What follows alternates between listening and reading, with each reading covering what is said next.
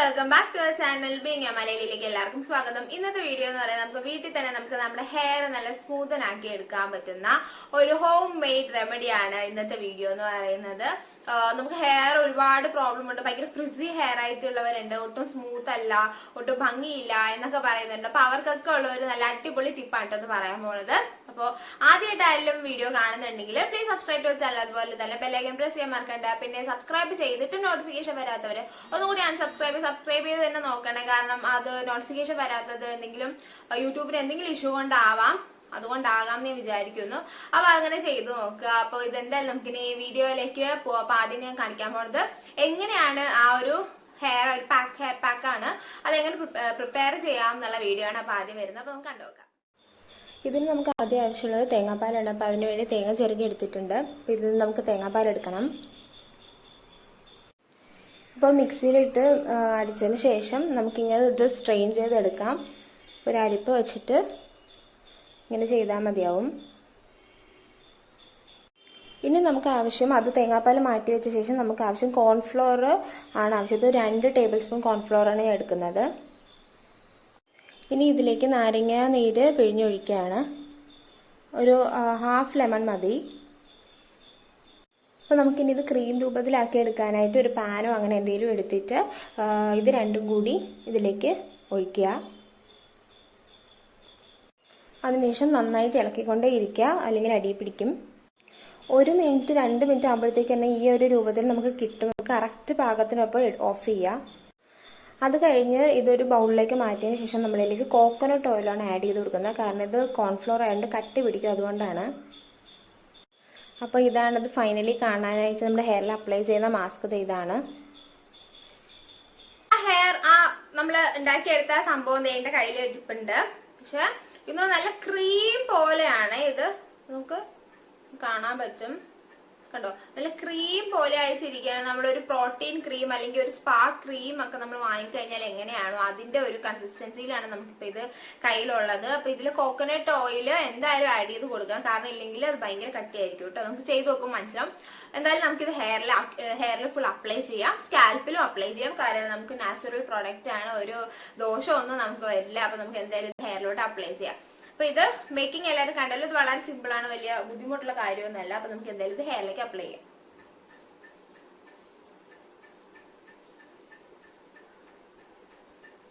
ഇത് കുറച്ച് തിക്ക് കൺസിസ്റ്റൻസി ആയി പോയിട്ടുണ്ട്. അത് അങ്ങനെ അത് ആയി പോയതാണ്. അപ്പൊ നിങ്ങൾ ചെയ്യുമ്പോൾ അത് അത്രയും ശ്രദ്ധിച്ച് ചെയ്യാം കേട്ടോ. ഇല്ലെങ്കിൽ ഓയിൽ കുറച്ച് കൂടുതൽ ആഡ് ചെയ്ത് കൊടുത്താലും മതി. കൊഴിഞ്ഞു വീഴുക.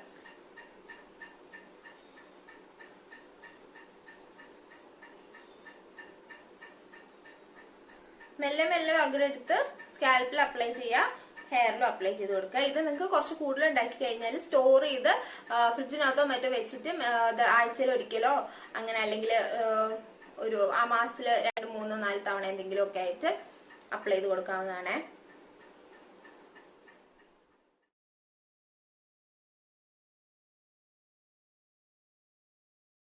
അപ്പൊ ഞാനിപ്പോ ഇത് ഹെയറിൽ കംപ്ലീറ്റ് ആയിട്ട് അപ്ലൈ ചെയ്തിട്ടുണ്ട്. കുറച്ച് പാടായിരുന്നു വരെ കൺസിസ്റ്റൻസി കാരണം അപ്ലൈ ചെയ്യാനായിട്ട്.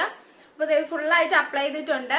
അപ്പൊ ഇതൊരു 20 മിനിറ്റ്സ്, ഒരു 30 മിനിറ്റ്സ് വെച്ചാലും കുഴപ്പമില്ല, എന്നാലും ഒരു 20 മിനിറ്റ്സ് എങ്കിലും മിനിമം നമുക്ക് വെച്ചേക്കാം. അതിനുശേഷം ഹെയർ വാഷ് ചെയ്തിട്ട് എത്രത്തോളം നമ്മുടെ ഹെയറിൽ വ്യത്യാസം ഉണ്ട് നമുക്ക് നോക്കാം.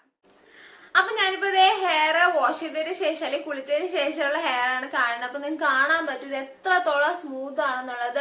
ഷാമ്പു ഒക്കെ അപ്ലൈ ചെയ്തിട്ടുള്ള ഹെയർ ആണ്, പക്ഷെ എങ്കിലും കാണാലോ എത്ര ഷൈനിങ് ആണ്, എത്ര സ്മൂത്ത് ആണ് നിങ്ങൾക്ക് കാണാൻ പറ്റും. കണ്ടോ അത് എത്രത്തോളം തിളങ്ങുന്നുണ്ട് ഹെയർ, നന്നായി കാണാൻ പറ്റുന്നുണ്ട്. കണ്ടോ, നേരത്തെ കിടന്ന ഹെയറേ അല്ല, നല്ല ചേഞ്ച് ഉണ്ട് ഹെയറിന്. അപ്പൊ ഇതാണ് ആ ഒരു ഹെയർ പാക്ക് അപ്ലൈ ചെയ്തിട്ടുള്ള റിസൾട്ട് എന്ന് പറയുന്നത്. നമുക്കൊരു ആർട്ടിഫിഷ്യൽ സ്മൂത്തിങ് വരെ നമ്മുടെ ഒരു ഭയങ്കര ഫ്രിസി ആയി കിടക്കുന്ന ഹെയർ ഉണ്ടെങ്കിൽ നമുക്കിത് അപ്ലൈ ചെയ്യാം. നിങ്ങൾക്ക് എന്നിട്ട് ഇനിയും കൂടുതൽ ഭംഗി വേണമെന്നുണ്ടെങ്കിൽ കേളി ഹെയർ ഒക്കെ ഉള്ളവർ ഒരു കാര്യം ചെയ്യുക, ജസ്റ്റ് ഒന്ന് സ്ട്രെയിറ്റ്നർ യൂസ് ചെയ്യാം, അല്ലെങ്കിൽ അയൺ ചെയ്യുക, അങ്ങനെ എന്തെങ്കിലും ചെയ്തു കൊടുക്കുക ഹെയറിന്. അപ്പൊ അത്രയും കുറച്ചുകൂടി ഭംഗി ഉണ്ടാവും, അത്രേ ഉള്ളൂ. അതൊന്നും ചെയ്തില്ല എന്നുണ്ടെങ്കിൽ സ്ട്രെയിറ്റ് ഹെയർ ഉള്ളവർക്കാണെങ്കിൽ അതൊരു വലിയ പ്രശ്നമില്ല. കേളി ആണെങ്കിൽ ആ ഒരു പ്രോബ്ലം വരുന്നുള്ളൂ. എങ്കിൽ ഈ ഫ്രിസി ആയിട്ട് ഇങ്ങനെ ഒരു കൺട്രോൾ ചെയ്യാൻ പറ്റാതെ ഇത് ഷാമ്പൂ ഇട്ട ഹെയർ ആണ്, പക്ഷെ എങ്കിലും നോക്കിയത് അങ്ങനെ പാറി പറന്ന് കിടക്കുന്നില്ല. കണ്ടോ, ഒരു ഓയിലി പോലെ നല്ല ഇങ്ങനെ തിളങ്ങി കിടക്കുന്നുണ്ട് ഹെയർ. അപ്പൊ ആ ഒരു വ്യത്യാസം എന്തായാലും ഉണ്ടാവും. അപ്പൊ ഈ എന്തായാലും സക്സസ്ഫുൾ ആണ് ഹെയർ പാക്ക്. എന്തായാലും എല്ലാവരും ട്രൈ ചെയ്ത് നോക്കുക. ഹാഫ് ആൻ അവർ ഒക്കെ വെച്ചാൽ മതിയോ. നീര് വീഴ്ചയൊന്നും ഉണ്ടാവത്തില്ല, കാരണം നമ്മൾ അത്ര തണുപ്പുള്ള സാധനങ്ങളൊന്നും ഉപയോഗിച്ചിട്ടില്ല. അതുകൊണ്ട് പിന്നെ നമ്മൾ ഓൾറെഡി ചൂടാക്കി എടുക്കുകയാണല്ലോ, അതുകൊണ്ട് വലിയ പ്രശ്നമൊന്നും വരത്തില്ല. പിന്നെ നിങ്ങൾക്ക് ഒരുപാട് വേണമെങ്കിൽ എടുത്തിട്ട് സ്റ്റോർ ചെയ്യാം. പക്ഷെ അങ്ങനെ ചെയ്യണമെന്ന് ഞാൻ വാശി പിടിക്കുന്നില്ല, കാരണം അത് ചിലപ്പോൾ അത് നമ്മൾ കുറച്ച് ദിവസം കഴിയുമ്പോൾ ചീത്തയായി പോയെന്ന് വരാം.